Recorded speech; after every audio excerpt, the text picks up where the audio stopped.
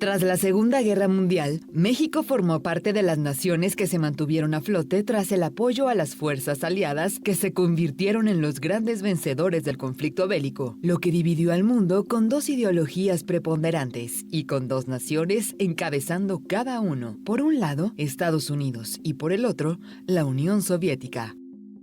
Para 1951, en la gran época del jazz, las grandes bandas y los crooners, aparecería un cantante con voz de terciopelo, Tony Bennett, quien precisamente con Blue Velvet, un tema de Vern Wine y Lee Morris, se dio a conocer en la industria discográfica y a partir de ese momento comenzó a construir su extraordinaria carrera.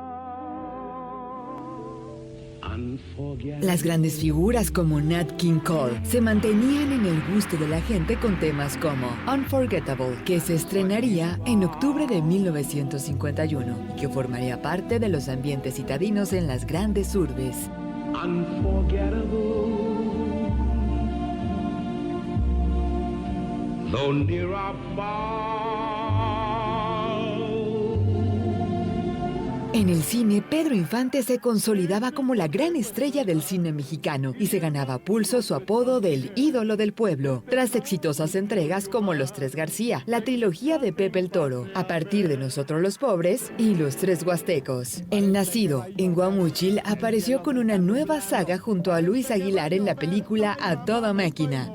Pedro Chávez y Luis Macías conquistarían al público con su eterna pelea para mostrar quién es mejor. ¡Ay, se me olvidó el agua! El director Ismael Rodríguez una vez más estaba detrás de esta cinta que tendría una secuela filmada el mismo año y que completaría la historia de los eternos amigos y rivales en ¿Qué te ha dado esa mujer? Querido amigo, yo no sé lo que me ha dado. Germán Valdés, Tintán, sin duda, también destacaba en el cine nacional y ese año conquistó a la audiencia con la cinta El Ceniciento, 1951, dirigida por Gilberto Martínez Solares con la participación de Andrés Soler y su eterno carnal, Marcelo Chávez. Recrea la historia de cuento de hadas en una adaptación cómica y pintoresca. Nadie duda que Gilberto Martínez Solares fue para Germán Valdés Tintán lo que Ismael Rodríguez para Pedro Infante.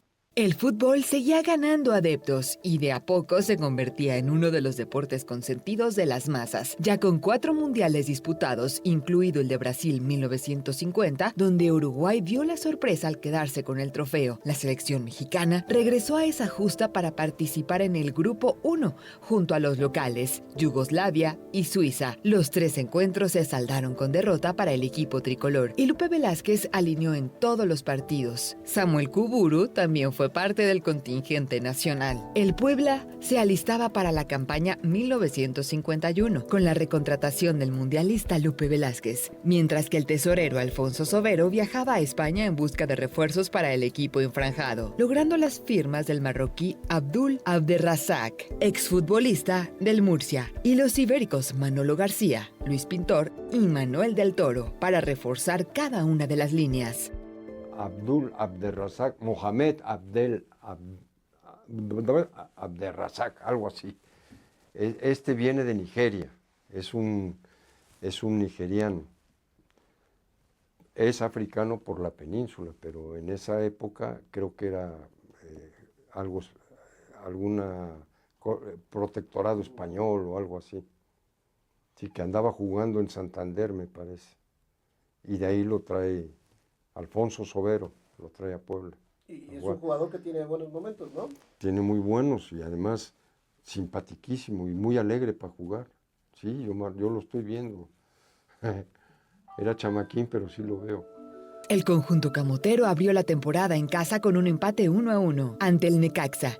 Y en la fecha 3 recibiría al América en el Mirador, con una goleada por 4-1 de la Franja. El 5 de agosto de 1951 se estrena el delantero Abdul Abderrazak, convirtiéndose en el primer jugador de origen africano que participaba en el fútbol mexicano. Posteriormente debutarían los refuerzos españoles, destacando la aparición de Luis Pintor con un gol en la derrota de los enfranjados por 1-2 ante el Marte en la fecha 5 del campeonato. Los malos resultados resultados en el arranque de la campaña provocaron la salida del entrenador Martín Valtonrá y el español Manuel Casals tomaría las riendas del equipo hasta el final de la temporada. Las malas noticias no paraban en la fecha 11 del campeonato. Los camoteros visitaron al Tampico y el guardameta Guillermo Contreras tuvo un choque en una salida que le provocó una lesión en un riñón y con ella el final de su carrera deportiva, por lo que el equipo camotero tuvo que contratar al tapatío Vicente González, procedente de las Chivas. El Puebla le arrebató el título al Guadalajara con un triunfo por 1-0, con gol de Lupe Velázquez en el Mirador, en la penúltima fecha de la campaña. Aunque la temporada terminó con más derrotas que victorias, sumando 19 puntos, que lo colocarían en la octava posición de la tabla, muy por debajo del campeón León, que sumó 31 puntos, para adueñarse de su tercera corona. Casals dejó su puesto como entrenador.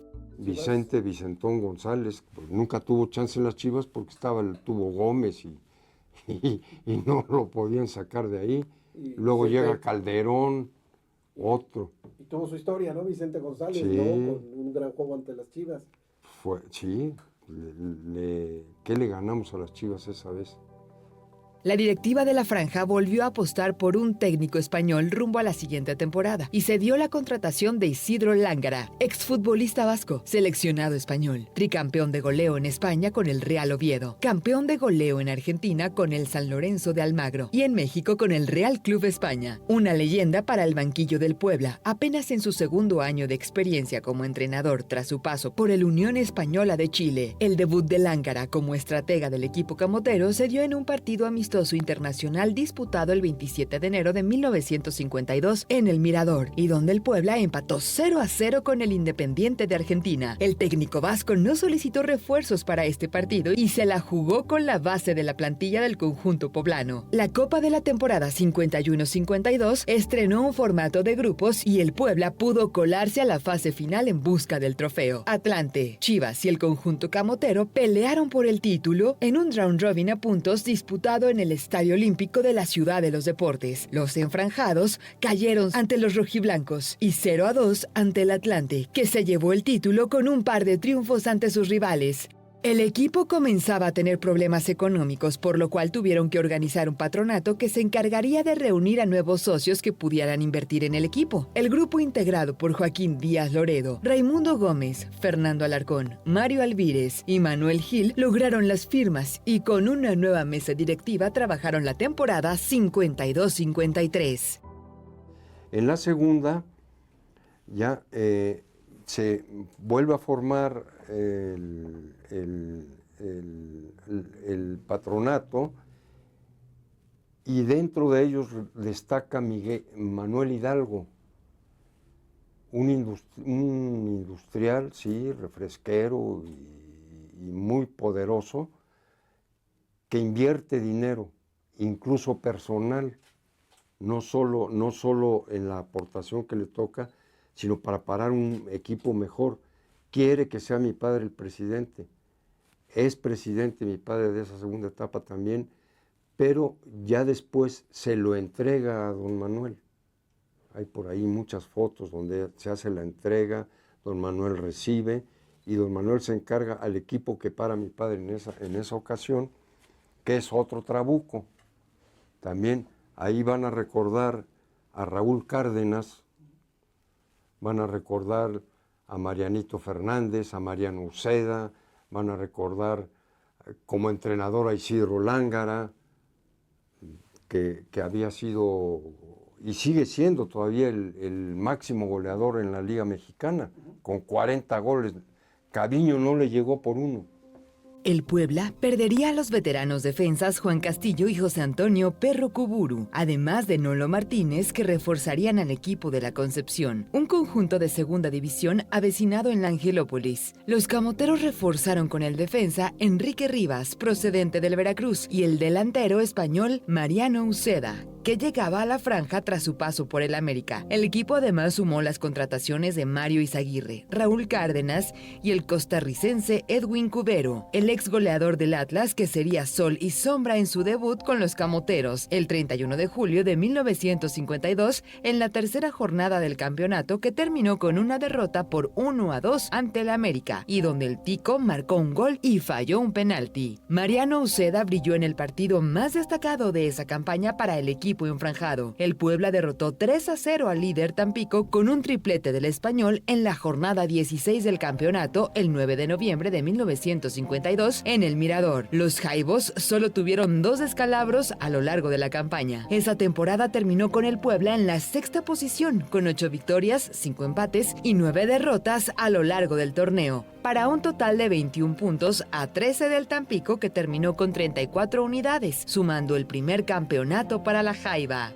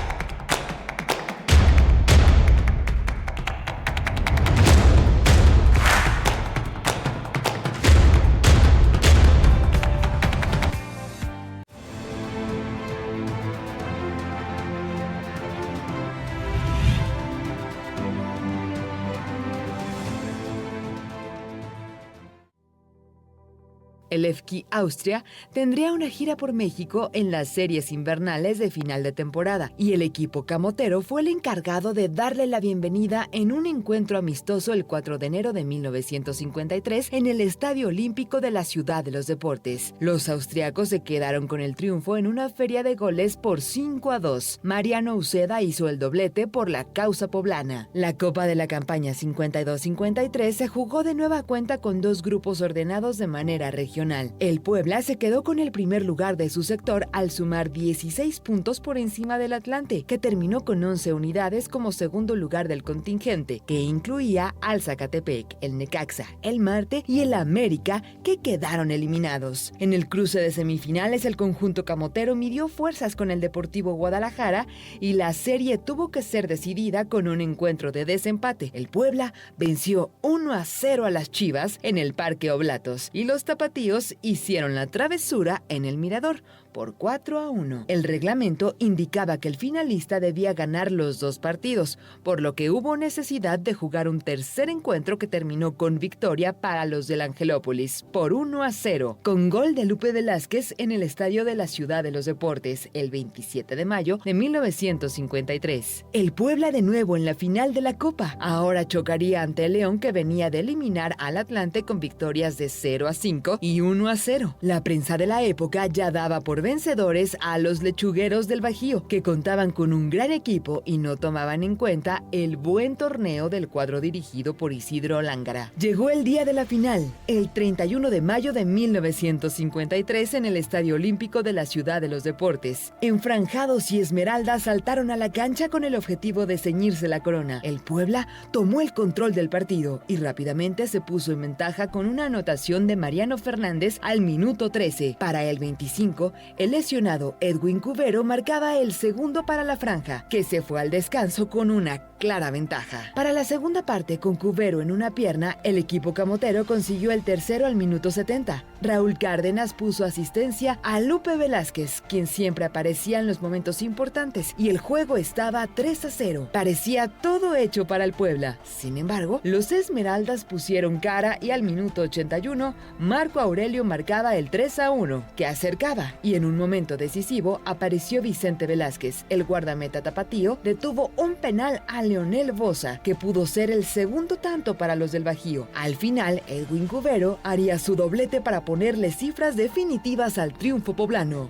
4-1. El Puebla ganaba su segundo título de Copa México en la edición 52-53, bajo la dirección técnica de Isidro Lángara, con Vicente González, Antonio Burro Figueroa, Enrique Rivas, Rodolfo Torres, Raúl Cárdenas, Gonzalo Iturbe, Mariano Uceda, Manuel del Toro, Mariano Fernández y Lupe Velázquez en la cancha. La ciudad recibió a los campeones como héroes. La gente se amontonaba en la Avenida Reforma, repicaban las campanas de la catedral e Isidro Lángara sonreía al paso del contingente con el equipo que 9 años después regresaba a casa con un trofeo. Edwin Cubero destacó como goleador del torneo con 10 anotaciones.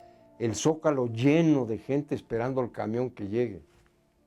Hay fotos ahí, yo tengo algunas. Está mi papá que apenas asoma la cabeza para bajarse y no lo dejan bajar, y la gente amontonada. Vaya, era un gran cariño al equipo. Claro, el equipo había dado muchos satisfactores, ¿no?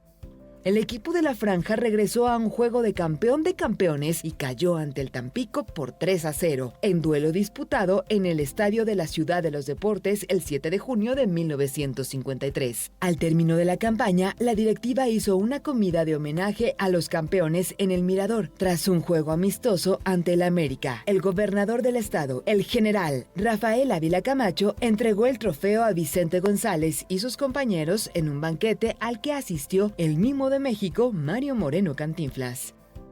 Al término de la temporada y tras la obtención del segundo título de Copa para el conjunto del Angelópolis, el tapatío Guadalupe Velázquez decidió retirarse con 9 temporadas a cuestas con el equipo camotero y 61 goles anotados que lo mantienen en la lista de los grandes goleadores del club en el 6º puesto. Al Puebla llegan como refuerzos el tico Francisco Rivas y otro español de origen catalán, Miguel Torra, procedente del Barcelona, aunque llegaría hasta la segunda vuelta del campeonato. El Puebla tuvo un complicado debut en la campaña 53-54. Fue hasta la cuarta jornada cuando el equipo camotero consiguió su primera victoria del torneo, venciendo 3-1 al Oro, en territorio tapatío, con goles del Tico Rivas, Manzotti y Cubero. Durante la campaña se dio el debut en Liga del canterano Ricardo Zárate. El futbolista surgido en la Concepción, de segunda división, anotó en su primer juego en la victoria del Puebla 3-1 ante el recién ascendido Toluca en la octava fecha en el Mirador. En un peleado torneo, la franja saboreó el campeonato de Liga tras vencer al Guadalajara en la fecha 20 del campeonato. Raúl Cárdenas marcó el gol del triunfo para el 1-0 el 24 de enero de 1954 en el Parque El Mirador, que colocaba a los poblanos momentáneamente como líderes con 24 puntos por 22 de los tapatíos y con un doble empate en el segundo lugar con el Oro y el Marte con 23 unidades. En un final de alarido en el torneo de Liga, el Puebla ligó 2 partidos sin victoria.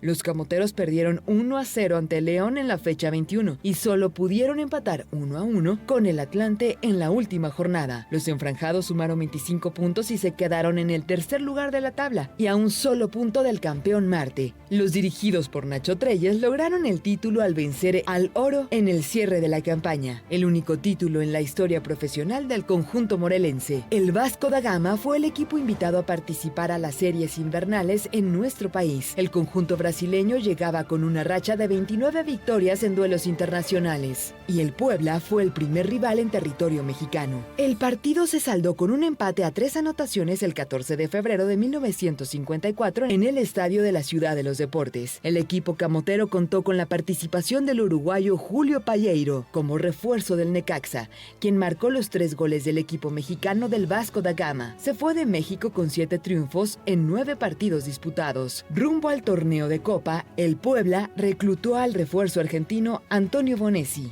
Llegaba recomendado por Bruno Rodolfi. Desafortunadamente el equipo camotero no pudo avanzar de la fase de grupos. Solo ganó el último partido por 4-1 al Oro. Empató 3 y perdió 2 para cerrar con 5 puntos. Atlante avanzó a la ronda del round robin ante América y Chivas. Los azulcremas sumaron su segundo título copero. Previo al arranque de la temporada 54-55, el Puebla disputó un partido amistoso ante el Dinamo de Yugoslavia el 4 de julio de 1954 en el Estadio de la Ciudad de los Deportes. El encuentro terminó con empate 1-1. Antonio Bonesi marcó el tanto para el conjunto camotero a 8 minutos del final. Curiosamente, ese mismo día, Alemania le daba vida al milagro de Berna, al conquistar la Copa del Mundo de Fútbol, venciendo por 3-2 a Hungría en la final disputada en Suiza.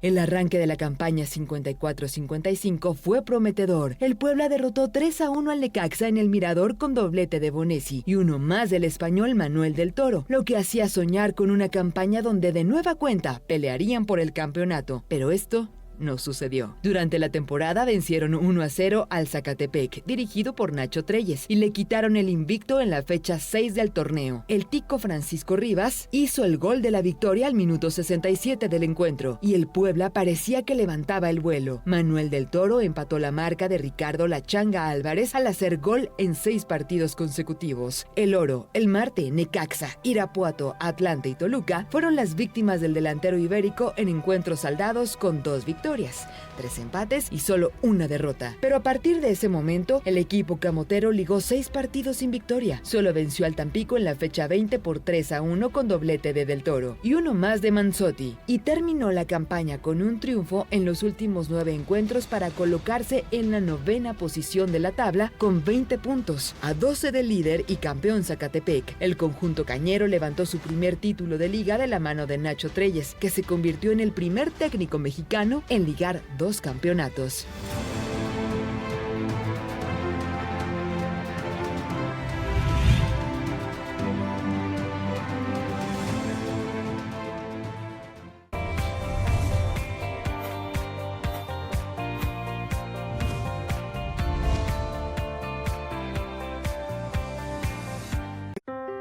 Con la activación de la alerta de violencia de género en Puebla, tenemos 0 tolerancia a la violencia contra mujeres y niñas. Eliminemos la violencia.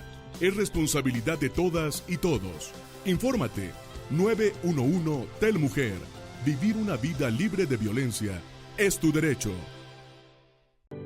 Abra sus ojos y su imaginación a la gente, los lugares, las tradiciones y costumbres, las fiestas, la historia, el arte. Abra su corazón y descubra la cultura milenaria en el universo mágico del México de mis amores. Hola, soy Grace Balcázar y quiero invitarlos a ver Conciencia todos los lunes y miércoles a las 12 del día, con repetición los jueves a las 10 de la noche, para hablar de todos los temas que se puedan imaginar y, sobre todo, generar juntos conciencia.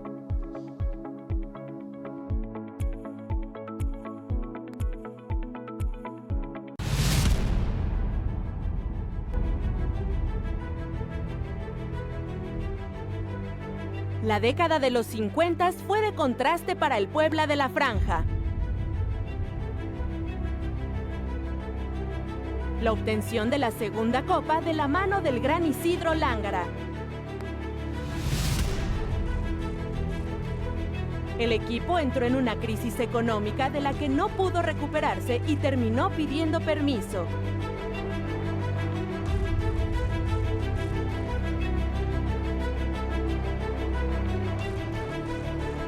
Pero la tragedia se hizo más grande cuando un incendio devastó el mirador. Lo quemaron. El quemador, y te cuento también, la persona que quemó el mirador, que no me acuerdo su nombre, posteriormente trabajó con nosotros en el rancho de administrador. Y me platicaba toda la situación, cómo quemaron el mirador.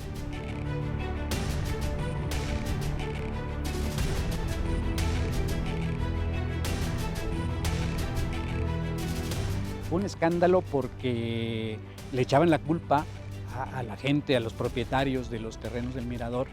Los bomberos no podían pasar, había una serie de obstáculos. Por eso dicen que hay una serie de situaciones sospechosas en eso. Pues era un lugar tradicional, emblemático de la ciudad, ¿no? Entonces, ¿cómo es posible que se haya quemado? Se hablaba de que se quería expropiar esos terrenos, ¿no? Eran unos terrenos buenísimos, que posteriormente pues, un fraccionamiento donde está pues, el Parque España y todas esas cosas, ¿no? Pero bueno, entonces dijeron, no, ni madre, vamos a quemarlo. Y se acabó, se quemó el pueblo. En una noche acabaron los sueños de los fundadores del equipo y de la afición a la Franja, que tendría que pasar 8 años sin equipo.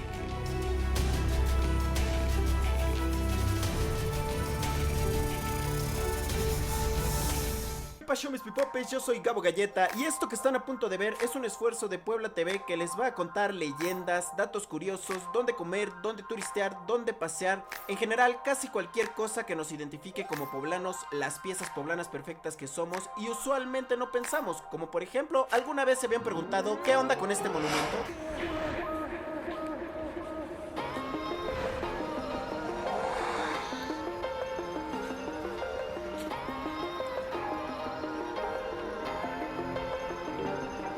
El padre Motolina es otro de los que figuran en este monumento, aunque su nombre no aparece en los documentos oficiales. En Historia de los Indios, escrita por él, asegura que estuvo presente en los trabajos de fundación. En 1967, el padre Betancourt escribió que a petición de Motolina fue que se fundó la ciudad, que él halló el sitio, que él echó los cordeles, incluso que él cantó la primera misa. Quédate sintonizado para no perderte más detalles como este aquí en Puebla TV.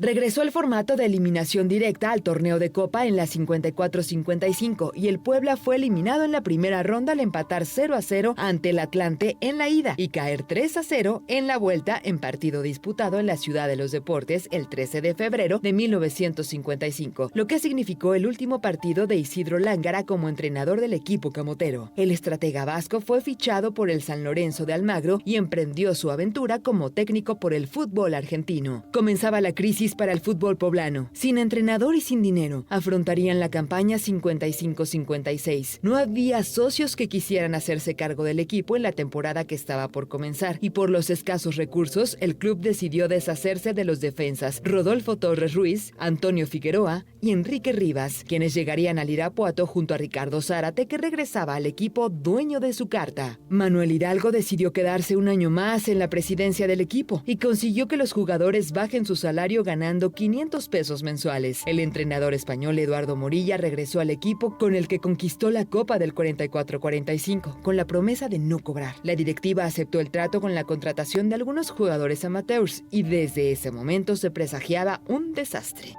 Para la campaña 55-56, la liga realizó una promoción para tener 14 equipos en el circuito. El Zamora y el Cuautla obtuvieron su ascenso, mientras los equipos capitalinos América y Necaxa decidieron mudarse al nuevo y flamante estadio universitario que tendría sus primeros encuentros de fútbol de primera división. Con muchas dudas y 5 novatos en la cancha, el Puebla debutó con un empate 2-2 ante el Irapuato en el Mirador el 10 de julio de 1955. El argentino Antonio Bonesi marcó el primer tanto de la franja y con ello el gol 500 de la historia del equipo. En la cuarta jornada, el conjunto camotero jugó su primer partido en el estadio de Ciudad Universitaria en el Pedregal. El Necaxa venció 2-1 al Puebla el 31 de julio de 1955 y fue hasta la siguiente jornada, la fecha 5, cuando el equipo camotero logró su primera victoria de la campaña al vencer 5-2 al Tampico, con un triplete del argentino Bonesi, y ese día comenzó la mala suerte. El español Manuel del Toro salió lesionado del entrenamiento por una fractura de costilla. En la fecha 6 se lesionó el guardameta Luis Septién y el Puebla colocó a Nacho Zárate en la puerta para jugar con 10 hombres durante 80 minutos, dando como resultado una derrota por 5-2 ante el Atlante. En el estadio de la Ciudad de los Deportes, tras una derrota por 6-1 ante el Oro, el Puebla decide reforzarse con otro delantero y contrata a Luis Hermosillo, pero se seguían sumando las calamidades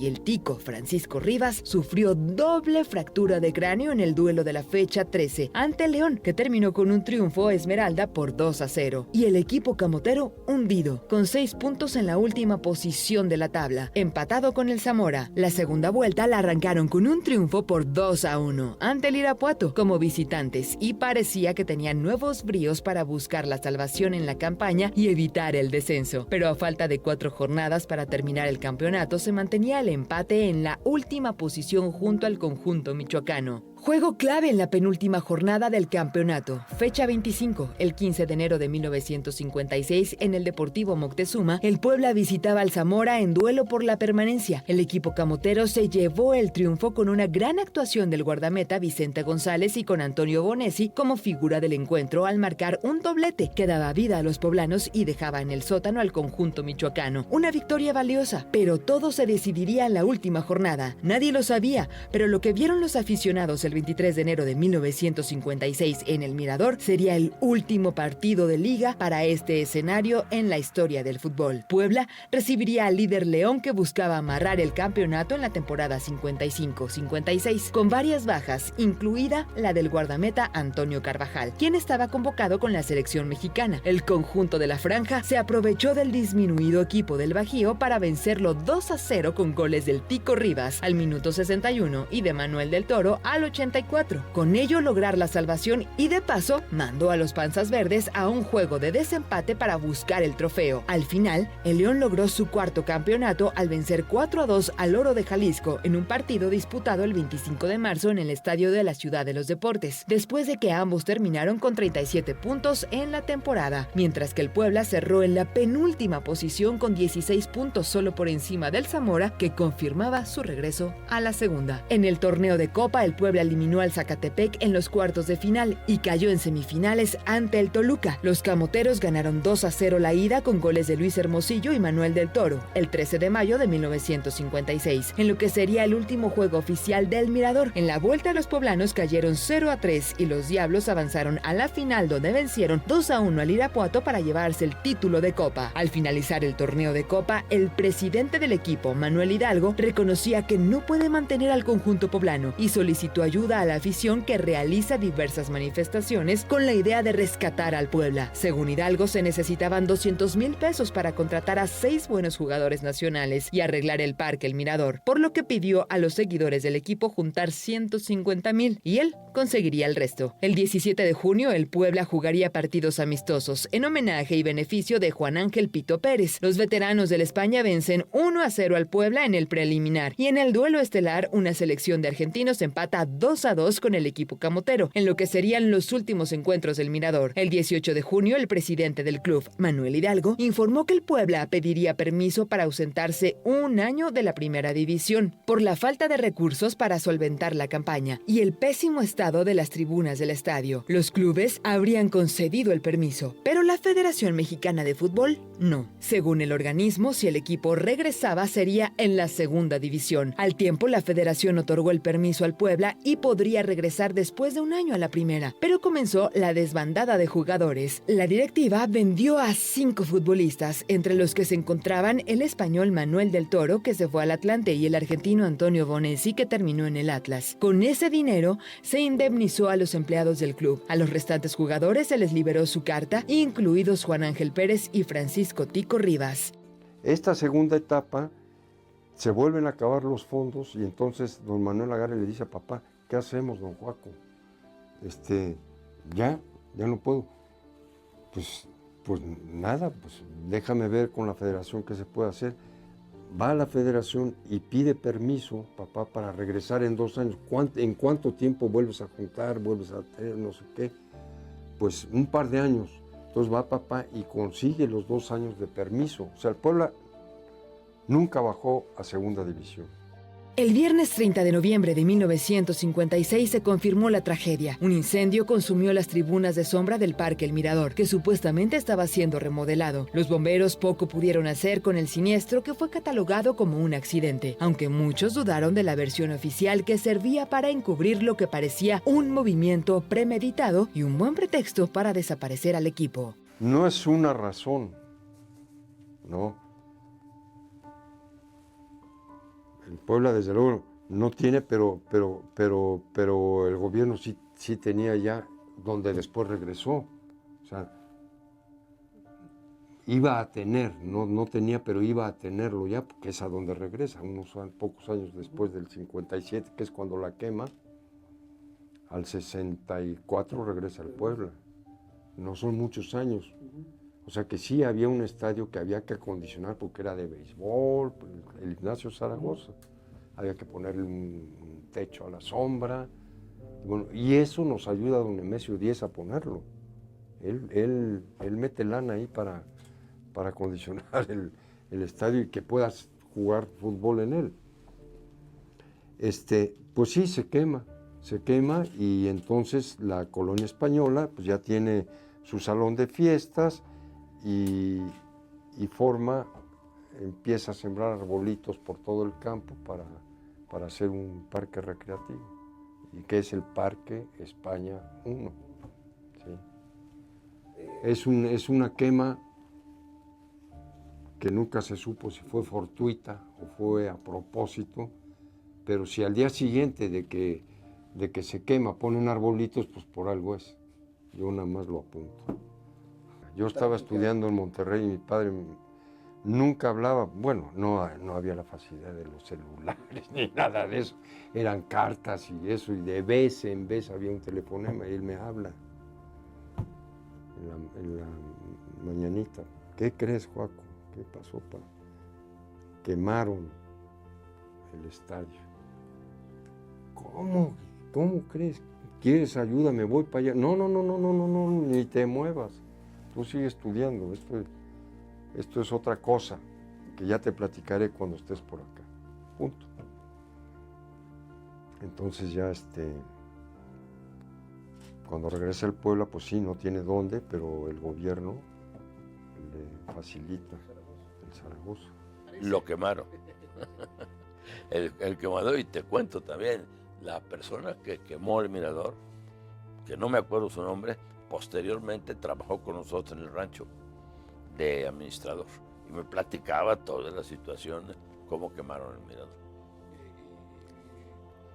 fue un tema muy polémico, ¿no? En esa Puebla. Pues sí, mira, es que se hablaba de que se quería expropiar esos terrenos, ¿no? Eran unos terrenos buenísimos, que posteriormente pues, un fraccionamiento donde está pues, el Parque España y todas esas cosas, ¿no? Un terreno muy valioso, un terreno muy bueno, ¿no? Y se hablaba de que lo querían expropiar para el estadio, para hacer posteriormente ahí un estadio, ¿no? Que como creció Puebla no hubiera funcionado tampoco ya, ¿no? Pero bueno, entonces dijeron, no, ni madre, vamos a quemarlo. Y se acabó, se quemó Puebla. Sí, se incendió ahí sobre 1956, 57, yo creo que fue la última temporada que el Puebla jugó aquí. Un incendio que algunos dicen que fue provocado, pero que nunca... A mí no me consta nada. El estadio no estaba desocupado, profesionalmente sí, pero había ligas menores pues que jugaban allí y sí, unos dicen que la quemaron para aprovechar el terreno y empezar a hacer los fraccionamientos, el fraccionamiento El Mirador, por supuesto, que era un fraccionamiento proyectado para la gente rica de entonces, y otros dicen que no, que fue realmente un accidente, en fin, pero bueno, ante este tipo de situaciones uno siempre sospecha, ¿sí? Y sí, lamentablemente se quemó el estadio, la pequeña cancha, bueno, la cancha formal, pero con todas las gradas y esto que tenía, se quemó y allí se acabó la tradición del fútbol. No, fue un escándalo porque le echaban la culpa a la gente, a los propietarios de los terrenos del Mirador. Hubo artículos en la prensa muy violentos contra él. No teníamos entonces los sistemas de comunicación de ahora, así que las quejas eran por periódico, básicamente, o de algunos comentaristas de radio que casi no lo sabía.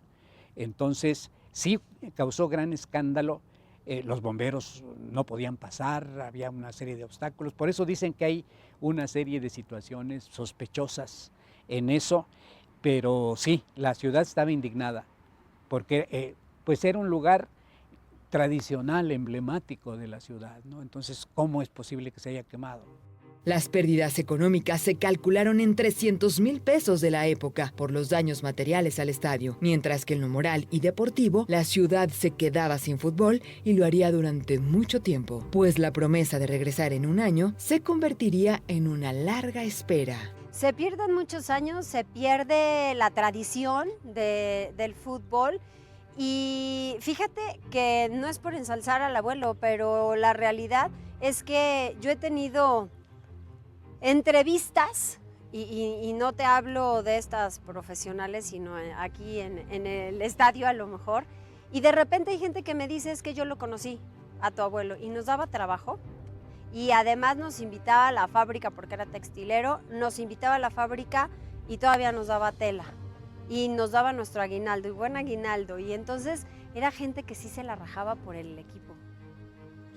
O sea, que sabían hacer las cosas bien, hombres de negocios que les llegó muchísimo el estar aquí, les llevó muchos años y les costó muchísimo el establecerse en Puebla, pero que al final lo lograron, pero que lo hacían también pensando en el ser humano. Y yo creo que ahora pues no hay esa educación.